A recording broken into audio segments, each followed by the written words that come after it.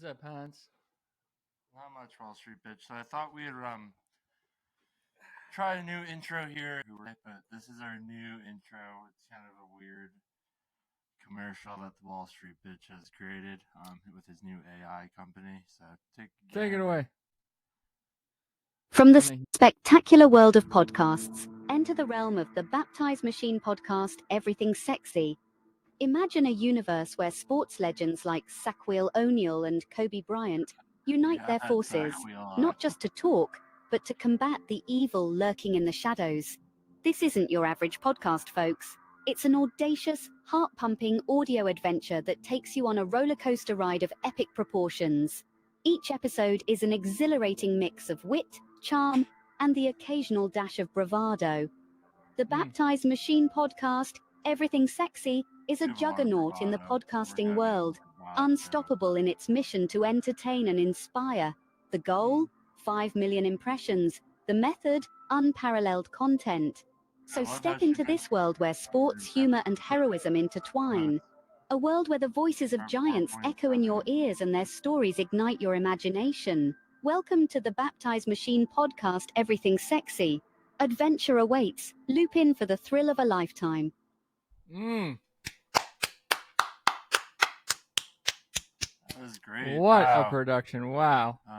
As I was saying, we're having the NFT guy and crypto back on. Right now is a turbulent time in cryptocurrency history. We're going to dig in. We're also going to dig into the world of NFTs. I know NFTs have gone through quite a turbulent couple of years. We want to get a better understanding of whether there's a future for these things or what the hell's going on in the first place. So we will be streaming this live. If you do have any questions, you can comment on it, email, super chat us. We're always hoping for some super chats. And yeah, let's go.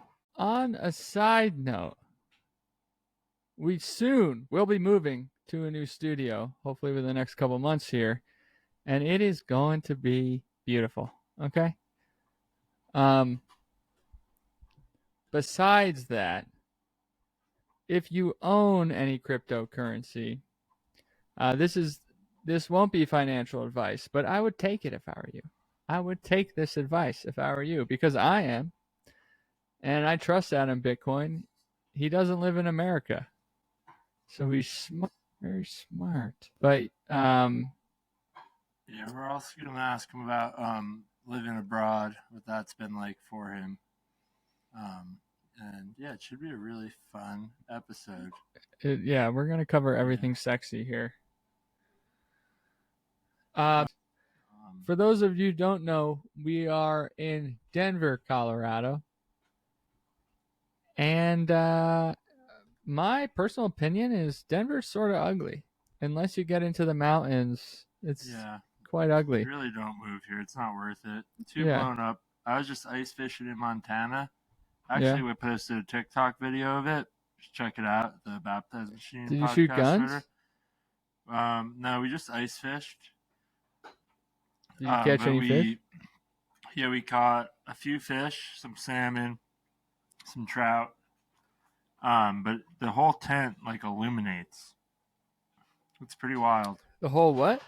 The whole tent, because you're in this dark, insulated tent.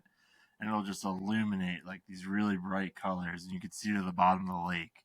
Really? All the fish swimming underneath, and then you just try to pull your lure up to meet them where they're at. Yeah. And you didn't catch anyone? Looks like me NFT is in. NFT Dean and. Hey, how's it going? Hey, good. Welcome. Welcome to the machine. I'm Hans. This is my co-host, the Wall Street bitch. Oh, I see Adam's here now too. 1 second. Adam, you made it. Technical difficulties always, bro. Yeah. Just kidding. Uh-huh.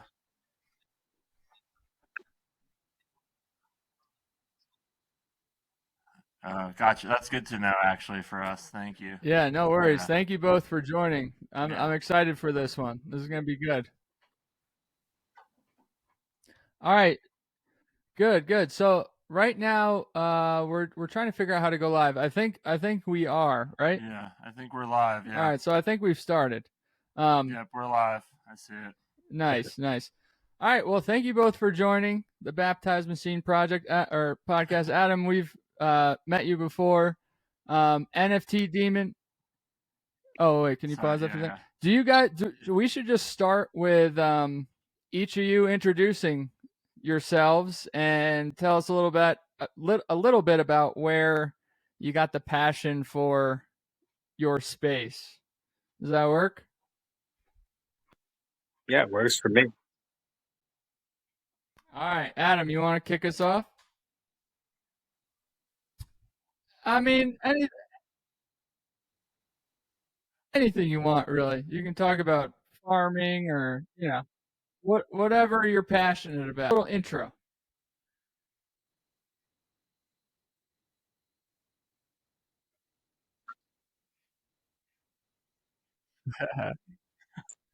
Ooh. Yeah.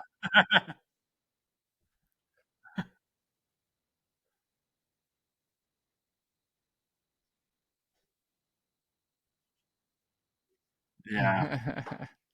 Caffeine is an addiction. It will come. Man. Yeah. It will come.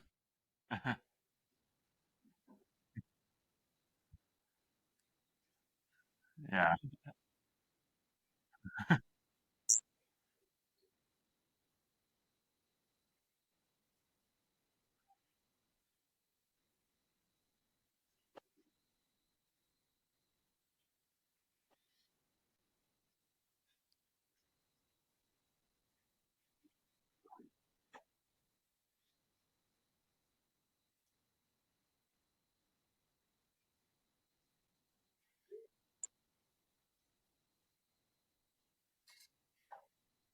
Mm,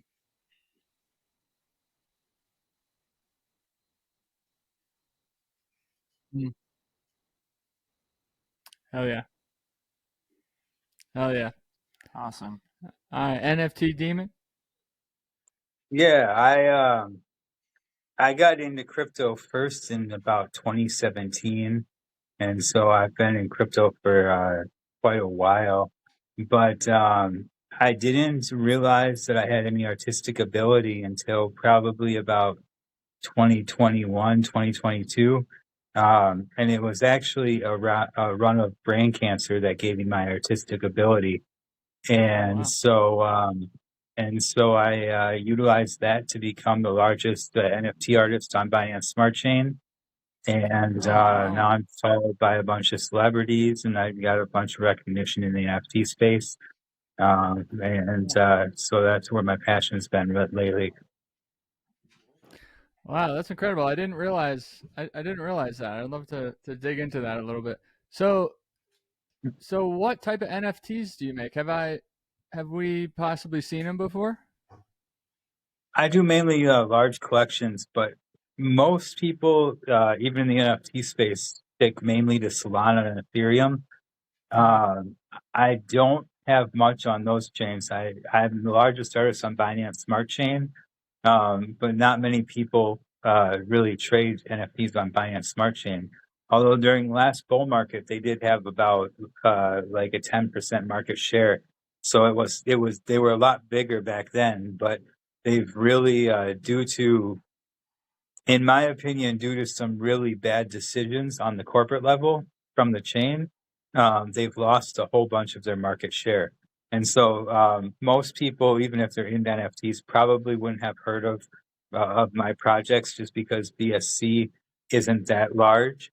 I do have one project on Ethereum that was a collaboration between myself and NFT the movie, but that was a 125 piece collection. And literally the entire bear market, nobody has put a single one of those up for sale. And so like that, you really just can't buy those. And so my only collection on ETH right now, you can't really buy. I have a larger collection that will be coming out. It's 10,000 pieces. Now, a 10,000 piece collection hasn't really succeeded across the board for like a year and a half, 2 years. And so I'm waiting to launch it until a time in which you can see 10,000 piece collections succeeding again. Back during the last bull market, it happened all the time. So it wasn't a big deal to have that large of a collection. But right now, it's the market just isn't at a place. It needs to see that collections of that size can succeed before the overall market will be really open to collections of that size again that aren't already out. Ones that are already out are a different story. Like Bored Apes, those are 10,000, but those are already out. That's a whole different story. But it's hard to launch a 10,000 piece collection right now because the market just understandably doesn't think that it can succeed. And so the first collection will be one that's funded by millions of dollars so they can wash trade millions of dollars and get the price up and blah, blah, blah, blah, blah. And then the market will see that that first one really take off, and then they'll be open to other ones. And that's when we'll launch my next collection on Ethereum. Yeah, we're waiting. Do you see that a lot in the market, or can you comment like generally about the NFT space and what frustrates you about it and where you see it going? Because I feel like there is a lot of I don't know what to call it, corruption or whatever you call it. But what's like the ideal NFT space look like to you? I mean, for me personally, I think there's two issues with the NFT space right now. And both issues were pretty much brought on at the same time as each other. The first issue is royalties. And in Ethereum, which is the largest chain for NFTs, they've basically eliminated royalties, which leaves creators with no other option but to continue creating more collections, therefore diluting their supply and their scarcity. Because if you don't have royalties coming in, then you need to find some way to continue making money. And the only way to do that is to launch more collections. And so killing royalties was a massive, when Blur did that, when Blur took off and royalties were killed and then OpenSea took their lead, that really crushed the market. And if you look at historically, if you look at the timing and the statistics, it really did coincide. The second issue with the NFT market that I see is accountability. And you have people like Zagabond, the head of Azuki, who can admit to rugging 3 projects, and he doesn't get kicked out of his big project, and the project still goes on. You have people like Frank at the Gods, who goes completely silent for 4 months and fucks around in parties for 4 months, doing nothing for his collection, and people still treat him like a god. For people on the outside, that looks really, really bad because it makes it look like the market has no accountability. When people can literally steal from people, as in the case of Zagabond and Azuki, him rugging 3 projects and admitting to it, when people can literally steal from people and have no accountability, and when people can literally just like screw off for 4 months and have no accountability like Frank did, in the gods, it doesn't set a very good tone for people outside of the industry, because in no other industry is that actually acceptable. And so those are the two biggest problems that I see: is accountability with founders and royalties, as far as the NFT market goes. I'm not even too worried really necessarily about the wash trading. I think that if collections want to wash trade, then it doesn't really hurt anything because the people are still buying in, and it's not like they're wash trading and then it's dumping. They're wash trading at 10 ETH and then it's dumping to 0.1 ETH. When they're done, the collections that have the money to wash trade are consistently doing it, so their floor prices stay up with the market. I mean, obviously, as the market goes down, the floor prices always go down, and that's clear across the board. But I don't see a whole lot of necessarily what I would consider irresponsible wash trading going on. But I do think that royalties and accountability are a big issue in the market. And Yeah. yeah, we can see you. I think the live stream is missing NFT Demon. But on our Oh, we final can't see them? it's getting your. Oh, you You see Yeah. them? can, yeah. I mean, we we can see see you. here. We can see you. It'll be when we put it on Spotify and when we put the YouTube video Okay, here. up. But Okay. and Move over this one. we have all the audio. I think it's just the live stream might be a little wonky. Oh, okay. Okay, cool. Well, all right. I wanna switch to Adam Bitcoin really quick, just because the last time we talked, there was a lot of hype about the bull market sort of kicking off, and that sort of petered out and fizzled. I'm assuming that's just like little blip, but do you have any updated info about your predictions 3 months?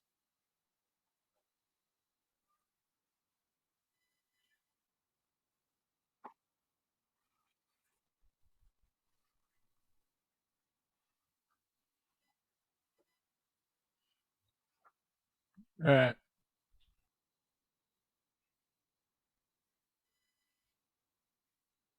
Right.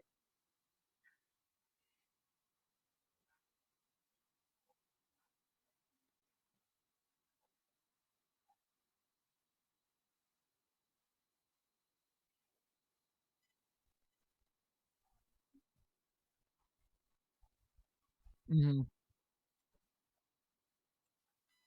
Mm. Mm.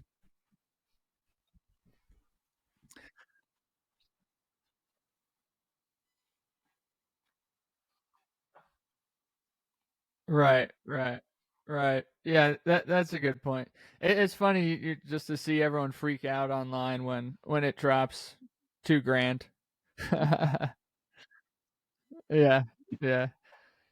So you're overseas, right? I don't know if you want to tell us where you are, but I we sort of wanted to dig into that. Sorry, go ahead. Nice, nice. And do you see like Central South America embracing crypto a little bit more than other countries, or like what's the benefit from the?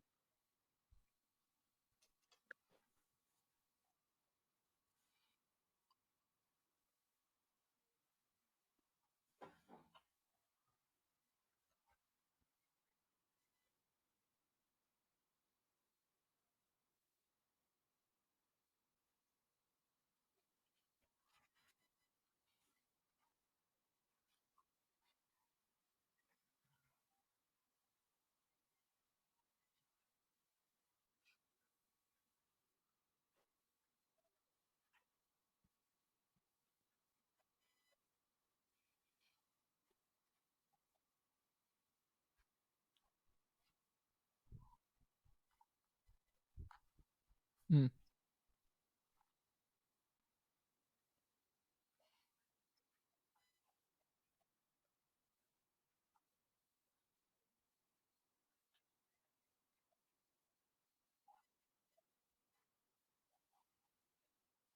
yeah,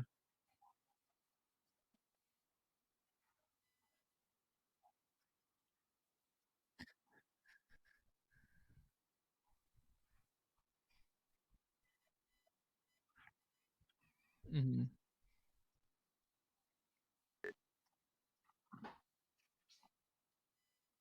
yeah. I'm excited to see where Venezuela like goes in the next 5-10 years, because they're the first country to really adopt Bitcoin fully, right? There's a bunch of people fleeing there now. Yeah. Yeah. Oh, El Salvador. Yeah, yeah. Sorry, you're right. You're right. Venezuela's like a dictator. Yeah, yeah. You're right.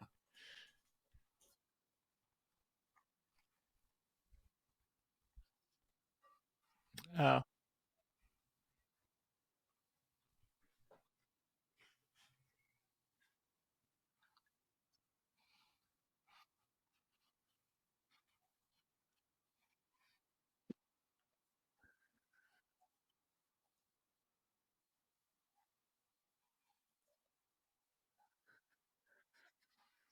right, right.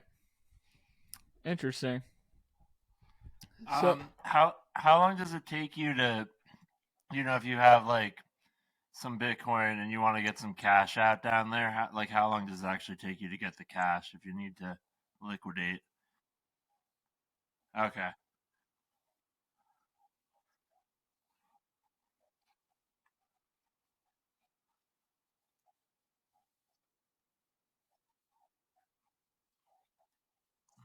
Yeah.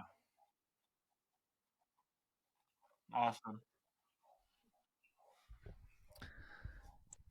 So NFT demon, I've got a couple. Like what I was thinking about is where is this technology going NFT wise in the next 20 years? Do you see it actually revolutionizing some like current systems that we have, or do you know what I'm asking? Like, is it going to Yeah. be integrated into our daily lives at some point, or is this sort of just like uh, a cool thing that some people are fucking around with? Yeah, no, I think it will be. I think it will be very heavily integrated into people's lives, in like 10, 20 years time. Maybe it'll come sooner, maybe it won't. But it's hard to put a timeline on things like that. But eventually, I think almost everything will be on blockchain. So your car title will be an NFT. Your house deed will be an NFT. When you buy a TV, instead of registering for a warranty, you'll get an NFT with that TV that's activated upon purchase, that tells when you bought it and everything else. Mm. Everything you buy will come with an NFT practically. Maybe not groceries, but anything that comes with a warranty will come with an NFT. This is in an ideal world though. Like if the, let's say life was like you just described, wouldn't that take power away from everyone who currently holds power? Like they're gonna fight Yeah, against this like type of shit. all the really rich people invest in like super rare art pieces, physical art. No, it really wouldn't, because as far as like house deeds and car titles, there's no difference between it being an NFT Oh, and it being a physical paper. Or I as far see. as I like see. warranties for like TVs and stuff, there's no difference between you filling out a form and it being an NFT, other than an NFT is more convenient. So for like Right. Right. corporations, like it doesn't hurt a corporation to integrate NFTs in that way, or concert Mm-hmm. tickets or anything like that. Um, it Hmm. yeah, so none of that type of stuff really hurts the corporate sphere to integrate into NFTs. I Um, see. so I think I don't think you'll see much resistance to that. It'll just make more sense eventually, and so it'll just eventually catch on. Um, Interesting. you know, So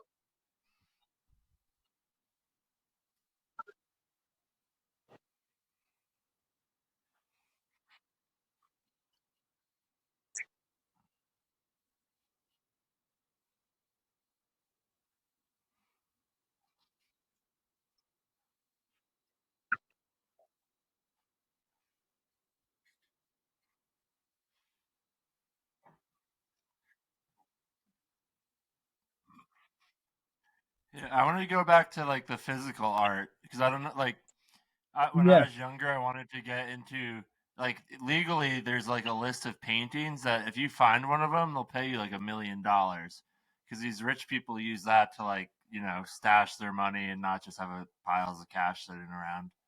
So like, will that ever go yeah. away? You think, or does it have to be I don't destroyed? think so. I think and this is a question I get all the time actually, is what will happen to physical art with NFTs. I think that eventually every piece of physical art will also come with an NFT, but I think there will always be a market for physical art. So, you would buy a painting from a painter, from your favorite painter, and it would come with an NFT as well. But that doesn't mean that the painter doesn't give you that physical painting also. I don't Hmm. think that NFTs are going to ever eliminate physical art. I think there will always be a market for physical art, and I think that it will always be just as strong as it is now. It's not. It's it's one of those things, people who don't have a whole lot of money buy prints of bigger things, and people who have a lot of money buy big things from big artists and blah blah blah blah. I think the same thing will happen. It's just that in the future you'll get an NFT with it instead of just getting the physical So piece. we actually have another guy calling in. He's like a big stock guy. He's on the road, but I'm just gonna let him hop in real quick. Yeah, See what and he has to say. he I think he hates crypto Yeah, too. but he So I has- think this would be. yeah, I don't know. It should be interesting. Yeah, Yeah. yeah. Yeah. Jason, the stock guru, welcome, bro. Yeah, it's What's up, bros? How are you? What's up? This is good. This is Adam Bitcoin and Jeremy the NFT demon. I hope love you it. got into NVIDIA as a stock guru. I hope you were able to get those NVIDIA surges. Sir, did you I think we need to do a recall of the podcast and go back and look at those returns. Where I'd like to start, I'd like to hear Yance, I'd like to hear your reservations about crypto and why stocks are a better investment. And then I'd like to hear Adam Bitcoin and NFT Demon respond to it, if that's your stance. And I mean, if you don't believe that, then Yeah, I'm good with that. So thanks for having me on today. I appreciate you guys and all my sponsors. What I'd like to say is, I think for the average investor, they're probably is a little bit concerned in that they've been burned twice in the crypto markets. And so with the exuberance that we've seen over the course of the past 4 months with the passing of the ETFs, you've had this mad rush into crypto, and we're seeing larger highs and not quite back to the all-time high. But I think there's a concern for the average person that they get back in at a good note and maybe they lose 30% of their value in the next 6 months. That's my take. Versus, obviously, from a technology revolution standpoint, you have the entire chipset factory where you look at things like NVIDIA and AMD and Semi-Micro. These guys are all, their book-to-bill ratios are massive, and they're just a place that you need to be to really speed up your technology stack. Could you guys hear him? Yeah, a little bit. Okay. Do you agree with his I'd call it thesis that if you're starting out, it's better just to stay away from crypto?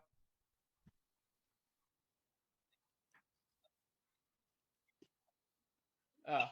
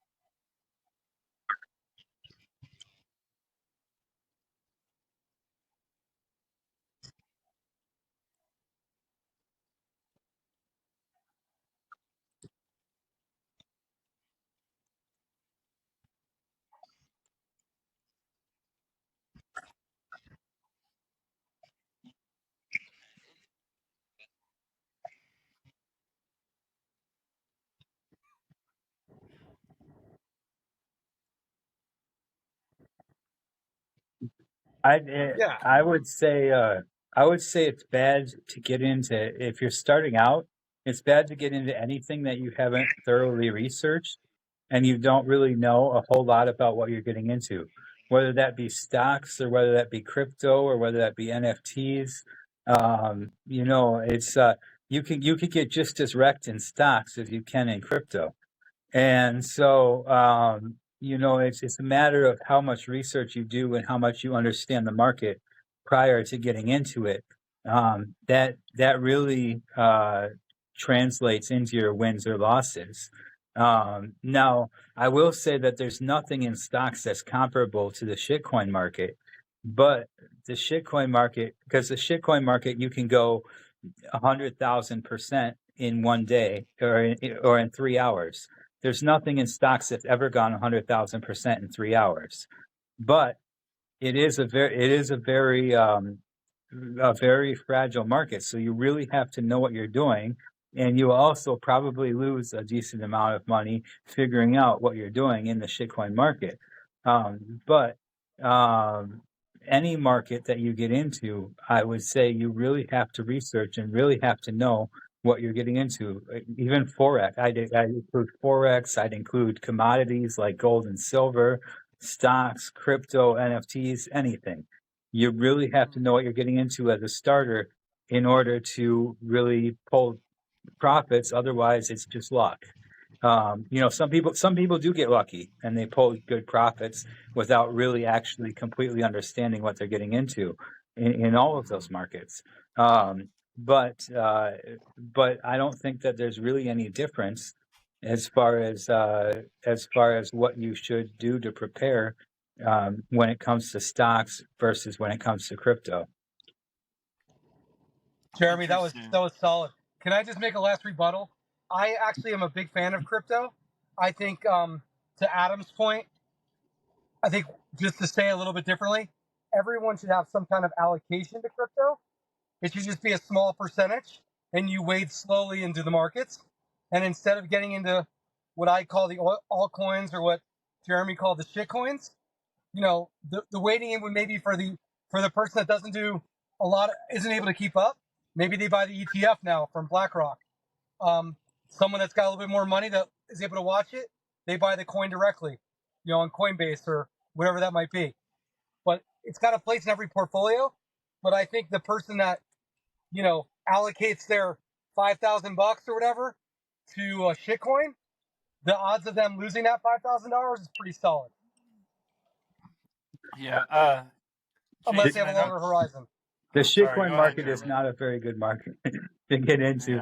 Yeah. You really have to for the shitcoin market. And I'll tell you, as someone who's made decent money on shitcoins, you have to make it a full-time job in order to make money on shitcoins. Otherwise, you're gonna get wrecked. You have to start to get to know the teams. You have to start to there's a whole ecosystem built around shitcoins, which is different than altcoins. Altcoins are like Matic. Altcoins are like Celestia, or like Polygon, like Ethereum. Anything that's not Bitcoin, but it's like on pretty much every single exchange. That's like an altcoin. Chronos would be another altcoin. Shitcoins are completely different. Shitcoins are traded until they get really big. They're traded solely on decentralized exchanges, so you can't find them on any sort of major exchange. And 90% or so of them are actually scams, and that's just the statistics behind it. So in order to figure out the difference between what is and what isn't, takes a lot of time, and it is basically a full-time job. If you want to really make money off of shitcoins, it's a full-time job. Altcoins is a little bit different. Altcoins are a little bit more stable. It's kind of like Bitcoin. If it's down, then you just wait, and eventually it'll be back up a little bit more. But shitcoins are a whole different ball game, and those are something that I would not recommend people really get too heavily into. Now, if you're going to throw if you got like $1,000 and you're going to throw like $50 into a bunch of different shitcoins, then maybe you'll probably luck out on one or two of them, and you'll probably get more than $1,000 back. But if your strategy is you only got $100 and you're looking to put it somewhere, I wouldn't choose shitcoins unless you're really looking to make that a full-time job, and you're really looking to put the effort and time into it. Now, the gains are way more than you could ever see in the stock market or commodities or even altcoins or Bitcoin. But if you catch the right coins, the gains are way more than you can see anywhere else.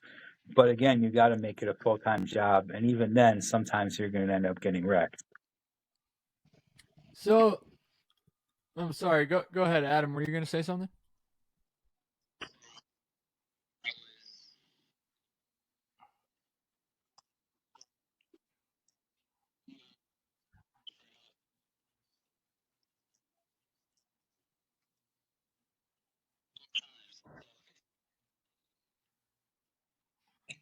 Was that the reward coin? Yeah.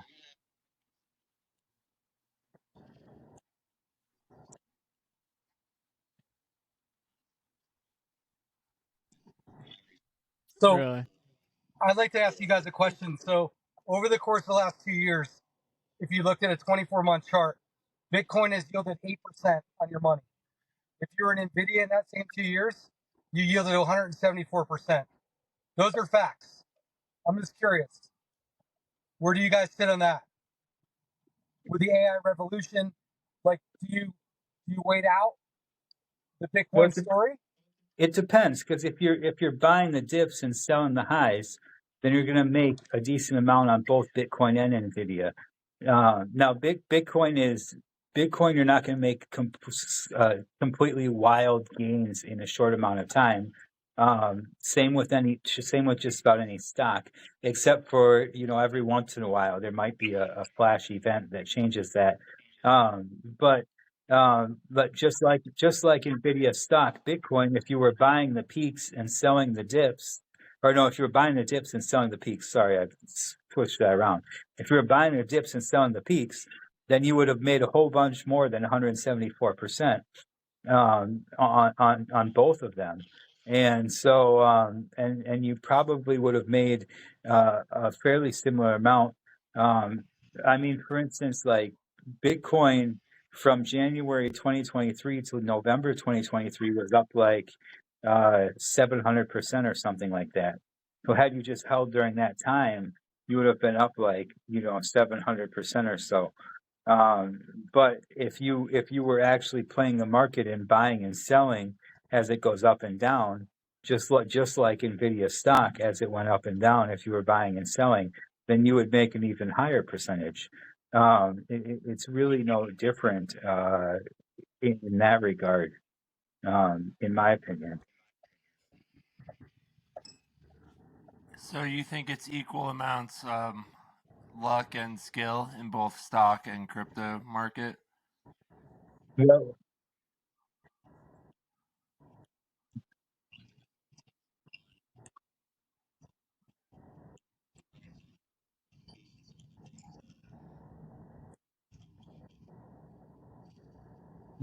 Yeah, I think that for the average investor, to your point, Jeremy, that the average investor, though, the challenge I think for them is they can't really time the market. So, I get what you're saying, but if I just leave my money in, like the Nasdaq as an example, for the last year, I yielded 43%. Right? I didn't touch it. I didn't trade it at all. So, if you're a young investor, you want to build up that base, right? I think that's really important. And the only way to build up that base is by, betting a conviction and going along with it, which is where I think like you buy Bitcoin and you just sit on, you hold it. But that's my But take. a year ago, Bitcoin was at $20,000, and now it's at 40,000. So, that's Right. The 100%. last So 12 months. But the that problem is, outpaces the Nasdaq. but I'm saying like if you look at the last 2 years though, right? That's what I look at a longer time horizon. That's all. Because it's been like 2-3 years since it was at like 69,000, where people would be at a loss still and would have been at a loss since then. But if you're taking just the last year, then Bitcoin has outpaced the Nasdaq and it has outpaced most stocks. Not all of them, but most of them. And it has outpaced the S&P 500 by a decent amount. But that's not always going to be the case. That's not going to be every year, though. And that's the other thing. Is that's not going to be with like the S&P 500 and the Nasdaq. You have a fairly consistent upwards trend. It's usually not like 43%. It's usually more like the 10 to 15% range year by year that it goes up. With Bitcoin, you have cycles.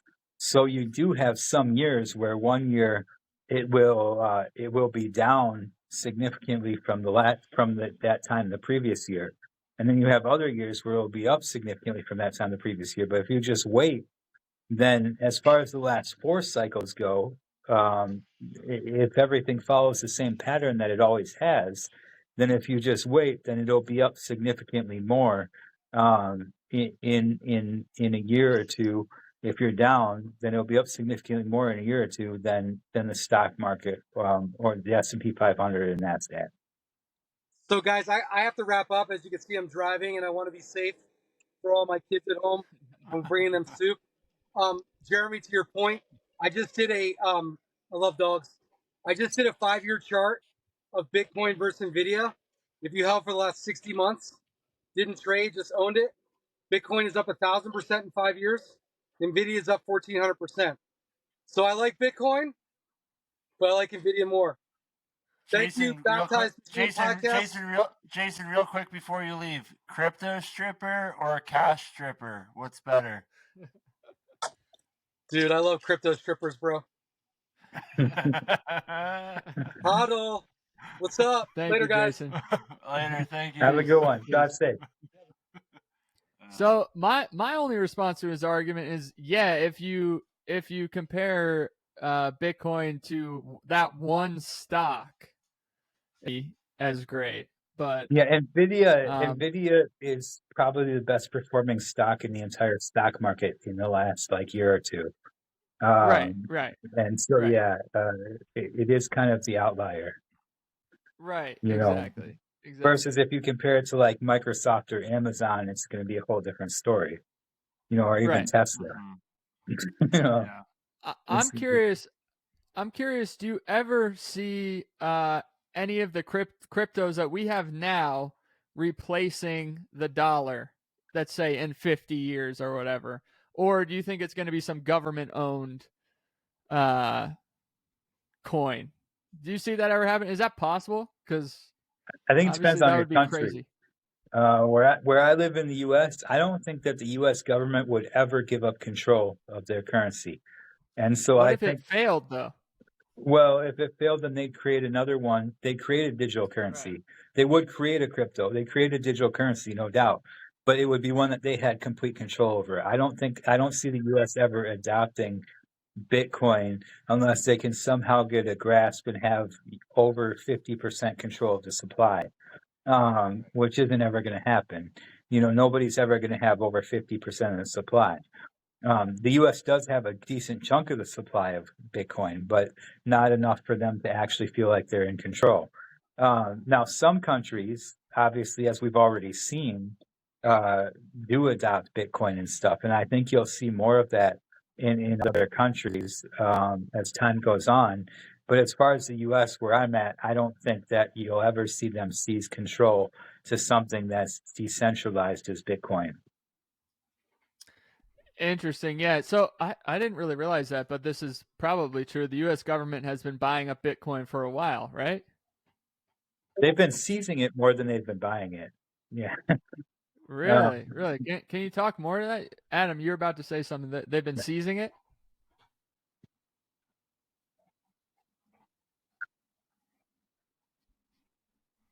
Wow. I don't actually know if they are buying it. They may or may not be. Yeah, like Adam said, they may be.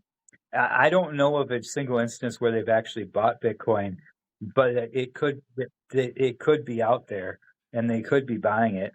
But I know the majority of their stash is seized from places like Mt. Gox and other sorts of other and Silk Road and whatnot that they busted, and then they stole the Bitcoin that was in there. How safe is the Silk Road now to order I think it's things done. from? Well, Silk Road's over. Now it's smaller markets. Or pirate. There's a pirate something on tour. Pirate those ones. But let's say so. No, there's another one like Pirate Booty or something. It's like drugs or weapons. Yeah, I don't know exactly. Yeah, the markets change all the time. Yeah, the deep web markets always switch and change. So right now the dollar isn't backed by anything. Maybe oil, you could argue that, and it used to be backed by gold, right? Back in the 60s or whatever. 1860s. And there's politicians running that are saying we need to back our dollar again. Can you see Bitcoin first of all, is it possible to back the dollar with Bitcoin?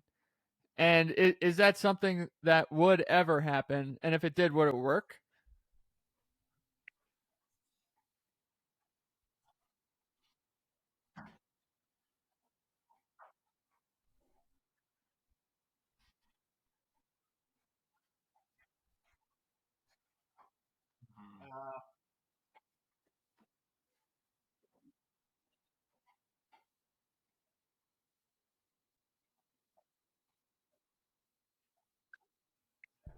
Interesting. That would be wild.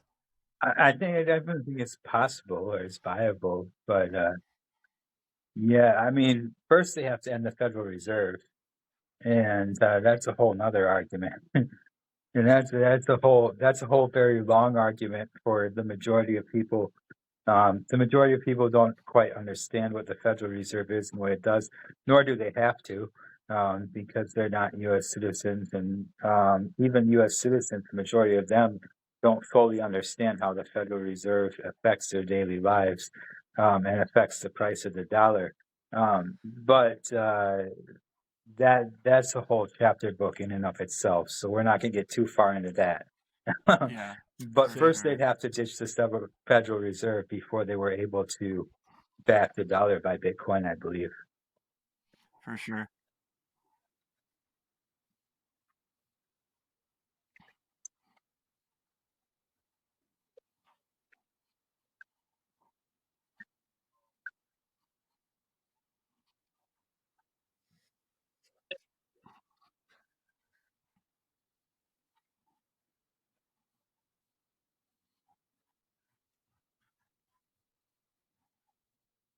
Well, you see the U.S. trying already. Gary Gensler's trying to make all crypto a security, but he's failing miserably because because we have something in the U.S. called the court system, which takes away some power from the executive branch, which is what the SEC is part of. Gary Gensler is the head of the SEC, which is part of the executive branch. And we have the judicial branch. And so the judges are putting Gary Gensler in check and saying, hey, this isn't a security. Now, there probably will be some cryptos that are deemed a security eventually. But so far, Gary hasn't been very successful at getting, all cryptos deemed a security, or even just XRP deemed a security. Interesting. But do you think it's just a matter of time, though? Like, is this something that they're just going to keep pushing for, and there's not much we can do? It's like, all right, the government's going to take control of this. I think eventually they'll have guidelines put in place as to what counts as a security and what doesn't. And I think that most cryptos will not count as a security, but some of them will, and that'll just be the way it goes.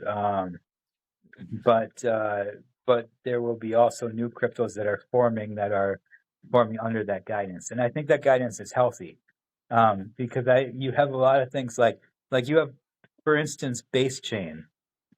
Base Chain is a blockchain created by Coinbase that I'm currently trying to farm. And Base Chain will probably eventually release a token, but because Coinbase has such dominance in the US, and because that's so much of their market, they probably won't release that token until there's more regulatory guidance. And so, but that's also probably a good thing, because they'll probably end up airdropping a good proportion of that token, simply because airdropping makes it definitely not a security.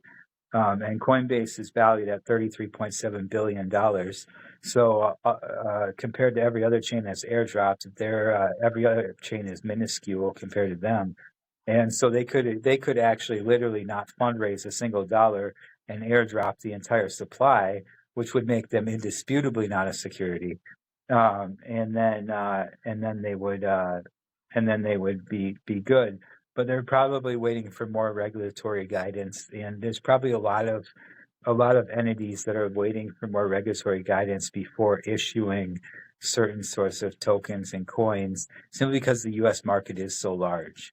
And it's actually, interestingly enough, the U.S. market isn't the largest market in the world. India is actually the largest market in the world for crypto, from what I've heard.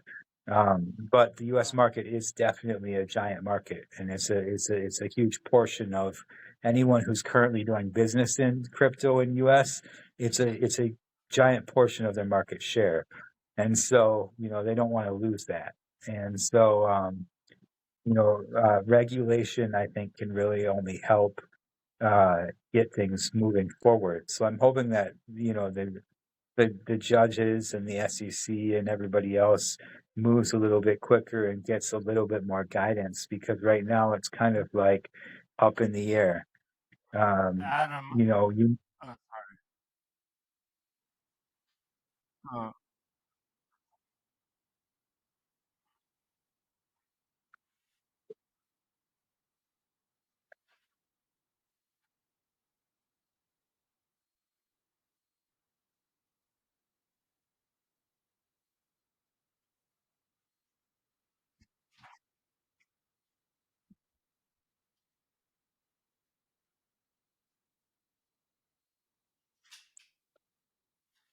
yeah, Adam, I was curious. Well, first of all, if there's any like specific topics you want to cover, because I know it's your second time on, but also if like the pros and cons of dealing with cryptocurrency, living domestically in the United States versus living abroad in, I guess, South or Latin America.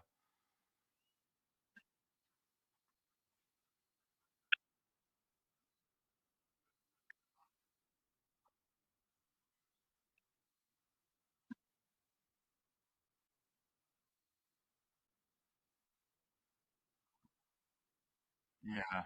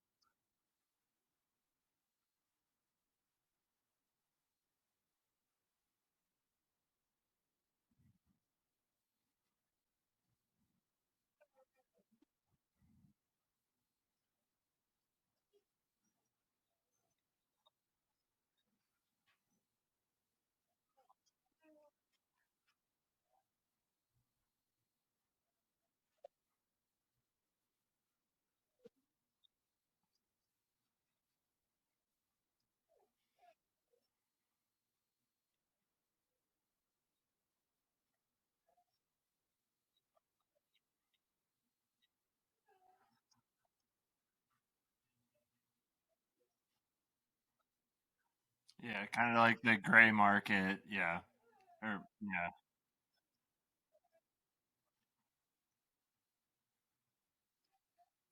Mhm. Interesting. There's also very few exchanges that service the United States. Um, Yeah, I mean, there Really? used to be a lot more. Yeah, there's uh, there's scarce options when you're in the United States as far as exchanges go. And then if you're in certain states, even certain states have banned certain exchanges. Like for instance, New York State banned Binance US. So you can't Wow. use Binance US Really? if you're in like New York or Texas, I believe. I think New That's York like and fourth Texas both gambling. Yeah. both banned Binance US. I'm in California, so I don't know for sure, but I do know some states banned Binance US, and I think it was only two of them. But still, it's there. You really don't have much other than Binance US and Coinbase in the United States, because things like KuCoin and MEXC, sometimes they'll allow US people, well, they'll never allow US people if they know about it, but sometimes they'll allow no KYC, and then sometimes they'll require KYC. And if they require KYC, then you're just fucked, if you're in the US. But at the times that they don't require KYC, then you're okay. And you can use that exchange. Um,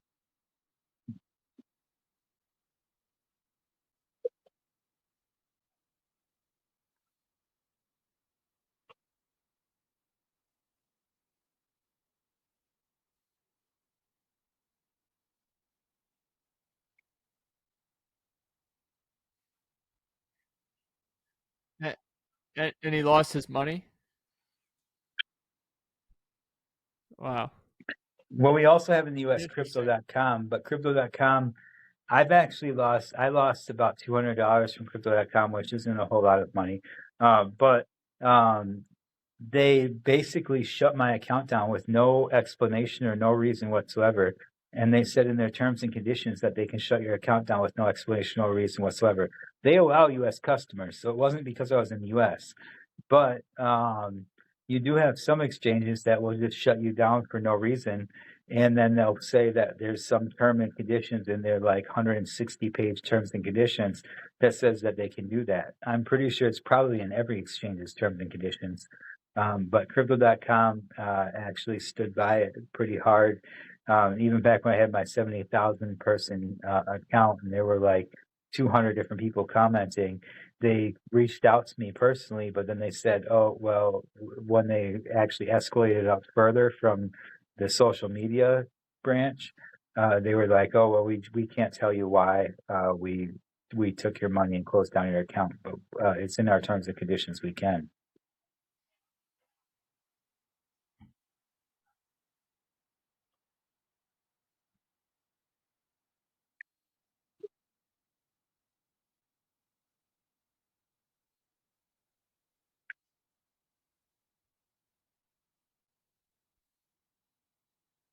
Really?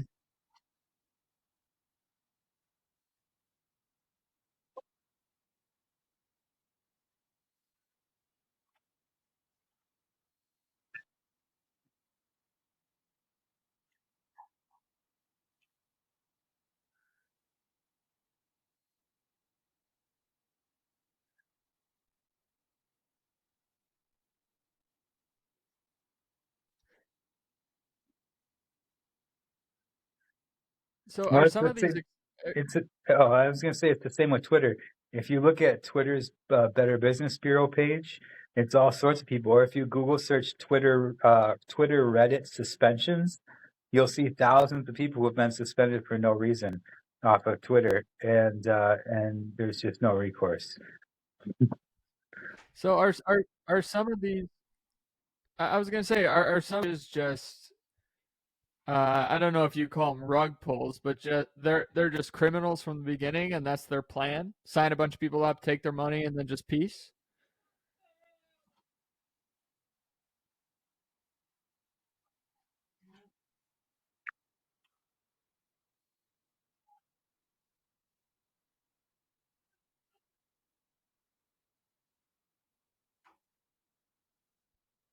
Yeah.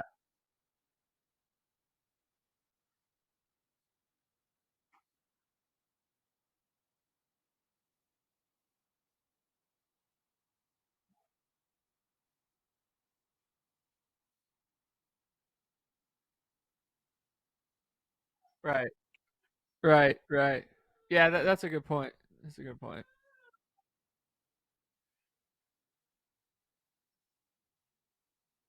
No, no worries. Yeah, Yeah, we're no worries. we're We'll coming up probably on an wrap up hour. soon. Yeah, Yeah. we're coming up on an hour. Yeah. Thanks for coming on, Adam.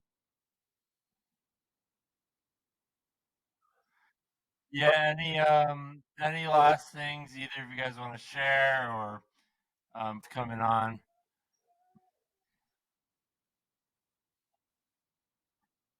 No worries, brother. Yeah. Yeah, you're busy. Yeah. All right. We can ask more about it next time.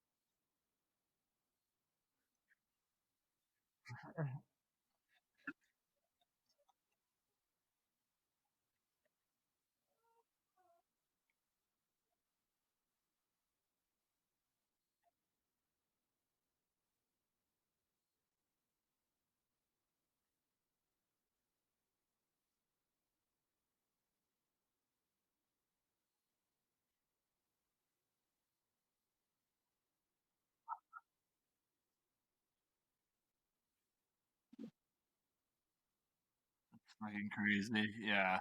Damn. Good on you, man. Yeah.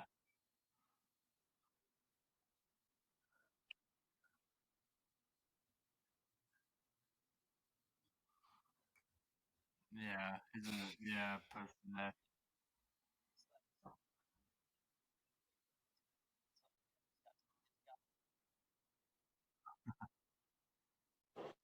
Damn.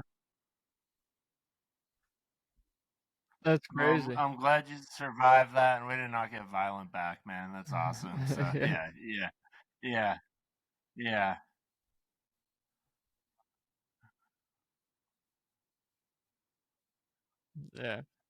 Yeah. For Yeah. sure. For All right, sure. Adam, you man. Yeah. NFT.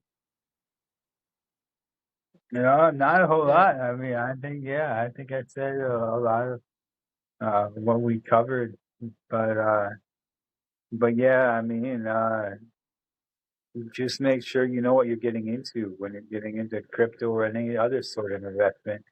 Even real estate, even outside of like commodities and Yeah. stocks and everything else, you're getting into real estate. You got to know what you're going to getting into, otherwise you'll get wrecked. Yeah. You can easily buy a house and end up getting wrecked on that too. You know, Yep. yeah, Yeah. True. Yeah. yeah. All right. Well, Well, thank you. we'll play our outro song with you guys, and thanks to anything you want to shout out for our listeners at NFT Demon and at Adam Bitcoin on Twitter. Anything else for this loud ass song? They just did the last. Let's go surf, baby. Enjoy those waves. Yeah. Thank you both very much. Thank you. This Seriously. is Ohio by Pickle Well. Appreciate Thank it. you. We'll talk to you guys soon. Thank you. Yeah.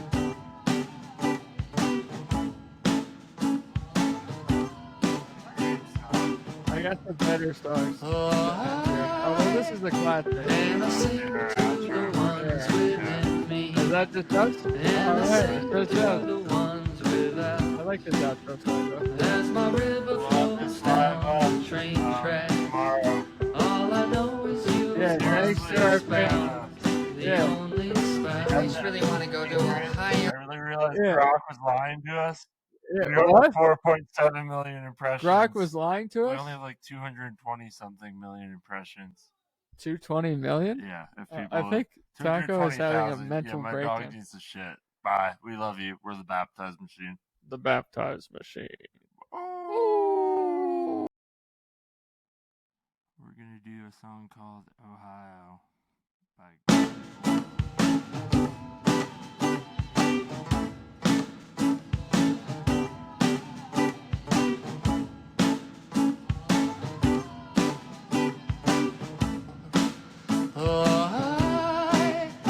And I sing to the ones within me, and I sing to the ones without.